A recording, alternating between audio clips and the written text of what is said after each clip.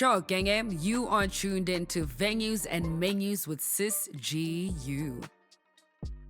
Today, my guest is Manaileng Maphike. She is an admitted attorney and she is the managing director of Maphike Attorneys Incorporations. She is the chapter chairperson of Women in Music South Africa. She is also a voting member of the Recording Academy class of 2024. She sits on the board of Music Creators South Africa. Brought to you by Hyundai. Manaileng, Hello, Sis G.U. how are you? Good. How are you doing? I'm well, thank you. Awesome. You're looking very cutesy on this lovely day. Thank you very much. Looking good for my clients. A period. Make an As it impression. should be. Yes, yes. Are you well? I'm good. I'm wonderful. And you? I'm good. I can't complain. Awesome. Tired, but hey. Awesome. At least you're driving a cute car. Comfortable, cozy little thing. Yeah, tired in a cute car. Yes. I mean, it's comfortable. The seats are very cozy. That's how it should be. Okay, we're going to get straight into it today. We are in my beautiful venue. This is Venues and Menus with your girl, Sis G.U. So in the cabinet in front of you, there's a little menu. You can pop that out and you get to make 2 orders today. Okay. You can start with the starter, with the drinks, whatever you feel like. But you get to place your first order now. Okay. Yes. Let us see. Okay. Benny's a menu. Yes. I'll pick the cheapest item on the Okay, a menu. cheap date. Okay. A cheap date. Yes. The origin of the dream. Oh. Yeah. Yes. So when you are. Sorry. Yes. No. Finish the menu. Yeah, when did you first realize what your dream was? What sparked it? Oh, I love that question. You have your own law firm. You Yes. are an admitted attorney. Yes. Okay. How did we get there? Talk to me about the process. Sure. Everything. Is this something you wanted to do?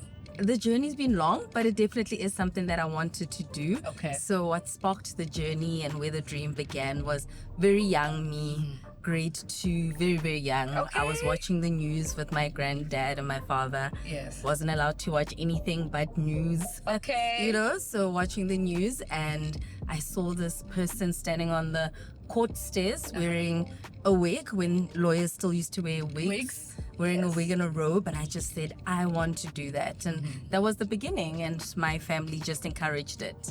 So that's where the dream started, and this is where we are all these years later. I won't say how many years. But at the end of the day, says Figili. Sesfigile. And that's what that is. Yeah. Yes. That's so interesting that you knew what you wanted to do from such a young age. At no point did you feel like you wanted to maybe try something else? Is this something that you were just stuck with and knew that this was your calling? Look, I don't think I necessarily knew what I wanted to do. I just saw something that I thought, oh, that looks cool, that looks interesting, that looks exciting, looks important. Yes. And then it was a decision. But I mean, definitely, I did want to do marketing at some point, but my parents were like, you said law, so we're sticking So to law. let's do law. Law is law, Yes. you know? So that's where, that was the only deviation, I guess, at some point. But Okay. the law's always been the law. Okay. Yes. Umthetho. Umthetho. And umthetho awuvumi for anything else. They said we want you as a lawyer. Be decisive. Yes. That's my dear. That's what they basically said to me. Okay, so from then studying law Yeah. and then realizing that you as a black woman in South Africa want to have your own firm, what made you shift gears into not only being an attorney but wanting your own law firm?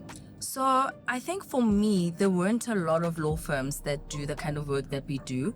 Yes, because we specialize. Yeah, we're specialist firm in entertainment. So we call ourselves lawyers for the creative industries. So that's the core of our business, Yes. is the creative industry. So there weren't a lot of people who are specialists in that areas. And I also had a lot of friends who were in the entertainment space, who were in, your marketing, PR and the likes, who always needed advice from attorneys, but they couldn't find any. Yes. Then I decided, this is what I'll do. So every time I worked at any other firm, we did try it out. It just really didn't land the way it needed to land. And I think it just needed to land with me running the practice because I had the vision. I knew what I wanted to achieve. So Absolutely. yeah. I love that. You saw a gap in the market and you said, I'm going to do that.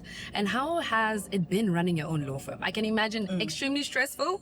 hard at times, but also maybe very rewarding.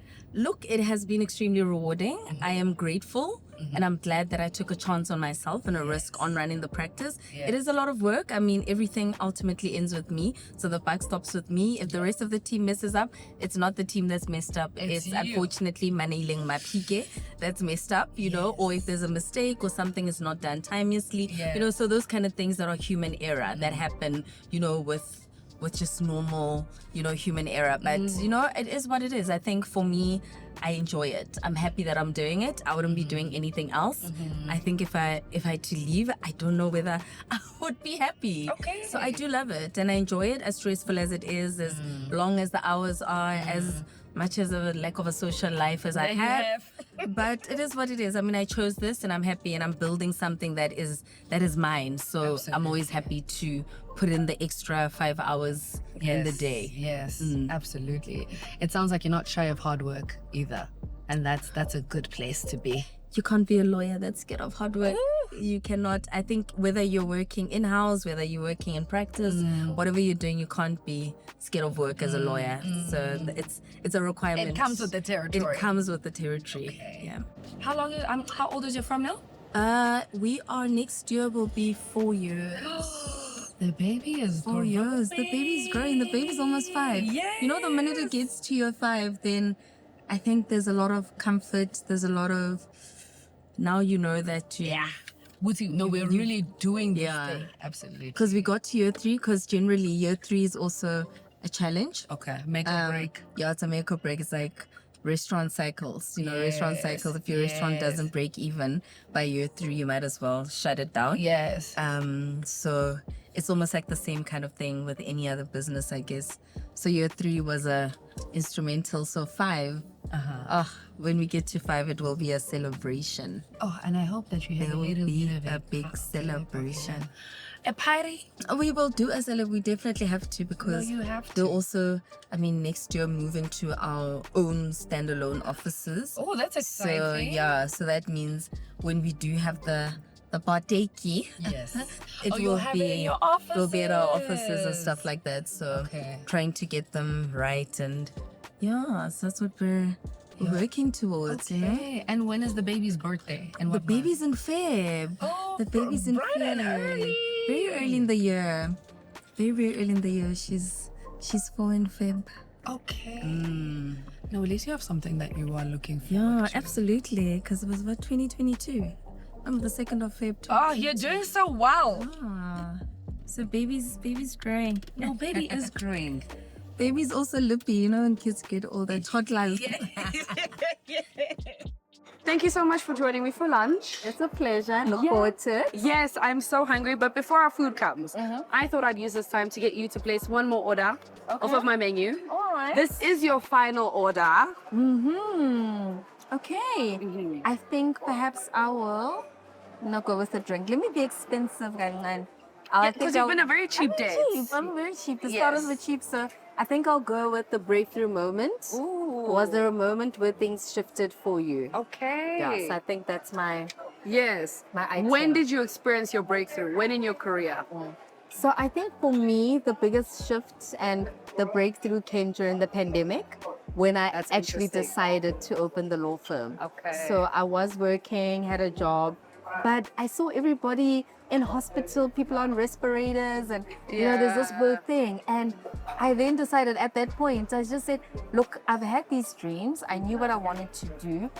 What if I die? People are dying. I get that, What if I die and now I get to heaven and they ask me what did I do? Yeah, what did you do and with your I've got time? regrets, you know? So I then decided to quit my job and start my law firm.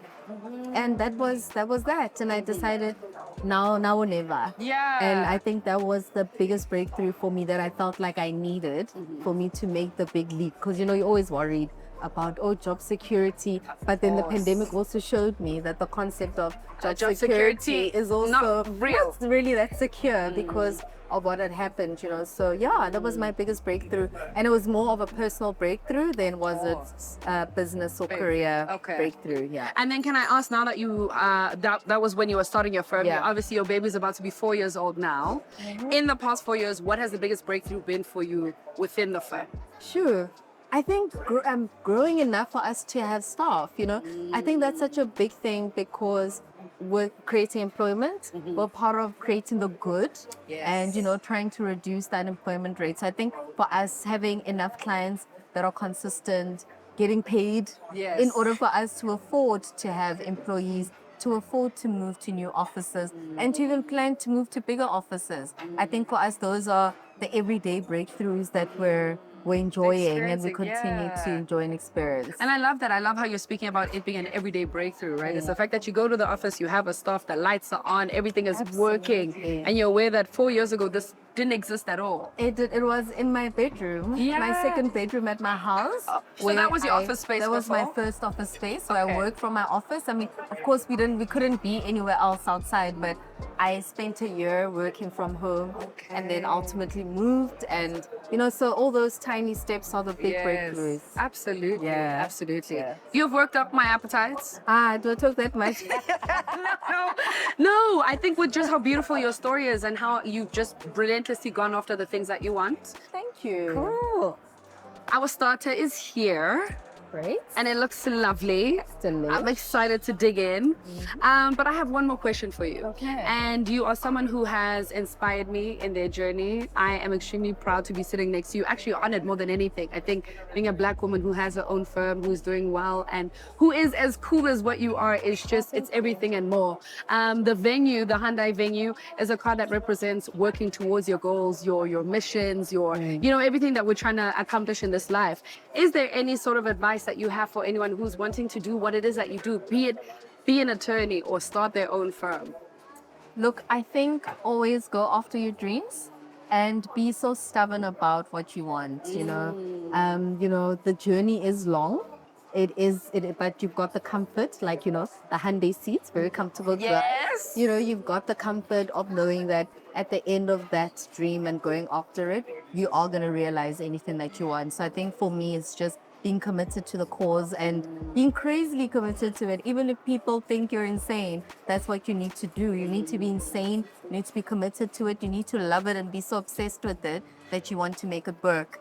And it will work out. I think I'm testament to the fact that it does work out. Like I said, I started the business during a pandemic, but I've been busy since day one, which tells me that when you go after what you want and what is for you, it will be for you and you will always succeed. Absolutely. No, I love that. I think in my generation, people are often playing the short game, very much in a rush. And I love the fact that you said you have time.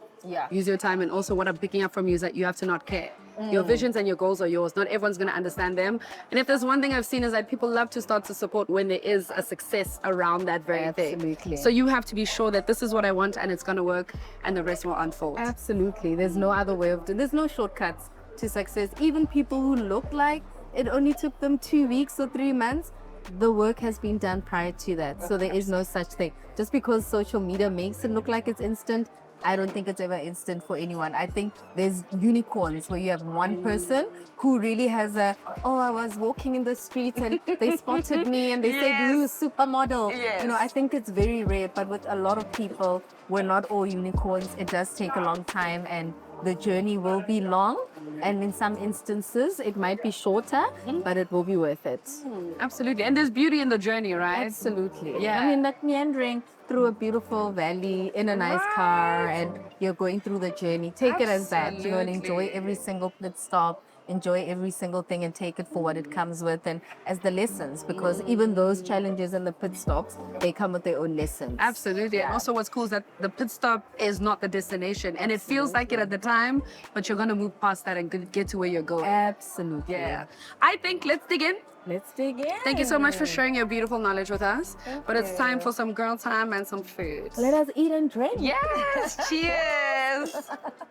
Because the right car, like the right conversation, can take you places. Brought to you by Hyundai.